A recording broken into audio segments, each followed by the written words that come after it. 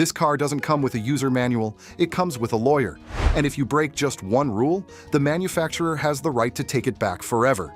No road tests, no public drives, no freedom. That's the reality of owning one of the world's most exclusive hypercars, like the Pagani Zonda HP Barchetta or the Ferrari Monza SP1. These aren't just vehicles, they're untouchable machines locked behind velvet ropes, protected by contracts and guarded by billionaires. In fact, some owners are legally forbidden from adding mileage. Others must get permission just to modify the paint. Try to flip it too soon? You're blacklisted for life. It's a $10 million machine with rules stricter than a supermax prison. But why would anyone buy a car they're not even allowed to drive? The answer is more shocking and more strategic than you think. The $10 million status symbol meet the Pagani Zonda HP Barchetta, a hypercar so rare, it's practically priceless. Only 3 units exist in the entire world. One of them belongs to Horacio Pagani himself. The others? Tucked away in private collections, guarded like fine art. But here's the twist. These cars aren't meant to be driven, not because they can't be, but because they shouldn't be. With a price tag of over $17 million, even a few extra miles on the odometer can cause its value to plummet by millions. Owners are advised, sometimes contractually obligated, to avoid unnecessary mileage.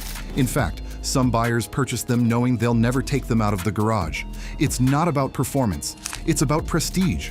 Driving it is considered reckless. Parking it under spotlights, that's the move. The Zonda HP Barchetta represents the ultimate billionaire status symbol, raw power, handcrafted engineering, and exclusivity dialed up to 11. But instead of burning rubber, it sits silently, admired from a distance. Because in the hypercar world, mileage is more than a number. It's a liability. When your car is worth more than a private jet, keeping the wheels still might just be the smartest move of all. Too wild for the road. Ferrari Monza SP1.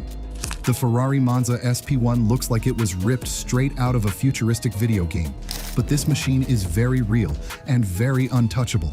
With no windshield, no roof, and a single seat exposed to the elements, the SP1 is Ferrari's boldest tribute to pure, unfiltered speed. But there's a catch. It's not street legal in most parts of the world. Why? Safety regulations. In countries like the US, a windshield isn't optional, it's a legal requirement. Without it, you're not just braving the wind at 200 miles per hour, you're violating traffic laws the moment you hit the road. Ferrari knew this and didn't care. That's because the Monza SP1 isn't about transportation. It's about exclusivity, heritage, and adrenaline trapped in carbon fiber. Owners of the Monza SP1 aren't buying it for Sunday drives.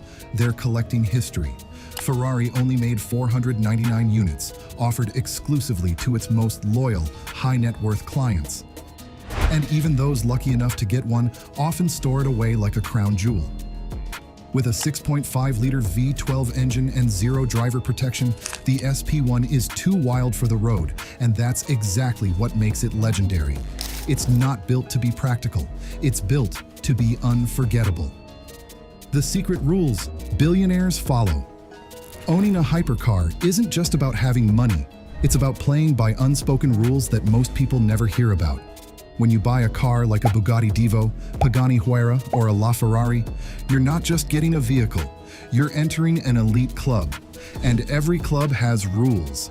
Many hypercar brands include strict clauses in their sales contracts. Things like no reselling for a certain number of years, no unauthorized modifications, and absolutely no excessive mileage. If you break these terms, you risk being blacklisted, banned from buying future limited editions, no matter how deep your pockets are. Some brands even choose the buyer, not the other way around. You can't just walk into Ferrari and ask for a Monza SP1. You need a history with the brand, a collection to prove your loyalty, and often, a personal relationship with the dealer or even the factory. And then there's reputation. If a buyer is known for flipping cars or disrespecting the brand, they're quietly blacklisted in the ultra-rich community. In this world, access is more valuable than horsepower, and maintaining your status requires playing by invisible rules that keep the luxury car elite, exclusive. What if I told you there's a car so rare, so valuable, and so exclusive that even its owners aren't allowed to drive it? That's right. A $10 million hypercar that looks like it belongs in the future, has technology that could dominate a racetrack, and design so stunning it could hang in an art gallery. Yet despite all that, it's destined to remain motionless, sitting in private collections, museums, and showrooms. In a world where cars are meant to symbolize freedom and speed, this hypercar completely rewrites the rules. It isn't about performance on the road, it's about prestige, bragging rights, and preserving something that exists more as art than as a machine.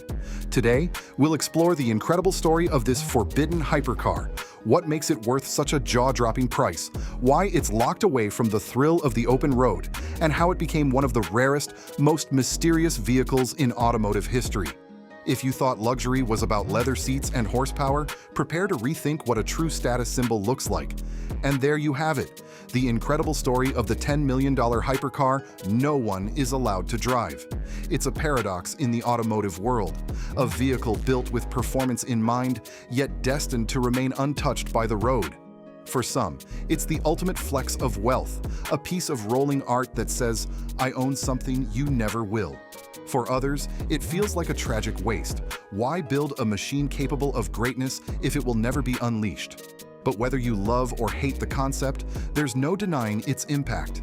It challenges the way we see cars, turning them from tools of transportation into icons of culture, exclusivity, and art. This hypercar has already secured its place in history as one of the rarest machines ever built, not for what it does on the track, but for the legend it creates by never being driven. The irony of untouchable power. These hypercars are engineering masterpieces, 800-plus horsepower engines, F1 level aerodynamics, and speeds that rival fighter jets. But here's the irony. Many of them are never driven. They sit behind glass, engines cold, wheels spotless, built to dominate the track, but locked in climate-controlled garages. Why? Because the very things that make them powerful also make them too valuable to touch. A single scratch, a few extra miles, or a slightly worn tire can cost an owner hundreds of thousands in resale value. So instead of being unleashed on winding roads, they're treated like museum pieces, photographed, polished, and occasionally turned on for sound, but rarely moved. It's the paradox of untouchable power. These machines are built to break records, but most of them never even break a sweat. And their owners? They're not racers, they're curators of modern art. Owning the car becomes the status symbol. Driving it? That's considered reckless. In a world where speed is the product, restraint is the flex. Because for the ultra-wealthy, true power isn't about how fast you can go. It's about having something no one else dares to touch. So why spend $10 million on a car you'll never drive? Because in the world of extreme wealth, it's not about utility. It's about identity. These hypercars are not transportation. They're symbols of power, exclusivity, and access. Anyone can own a fast car. But to own one that's never meant to touch the road? That's a different level of privilege. It's about having what others can't. Being on the list no one even knows exists. These machines represent rarity over performance, status over speed.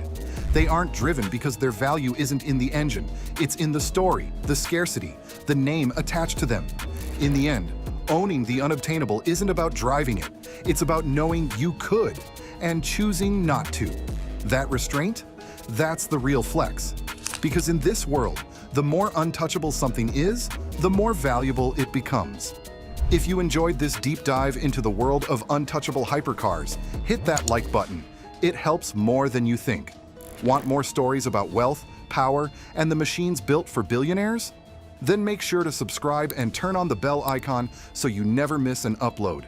And hey, share this with someone who still thinks owning a car is just about driving it.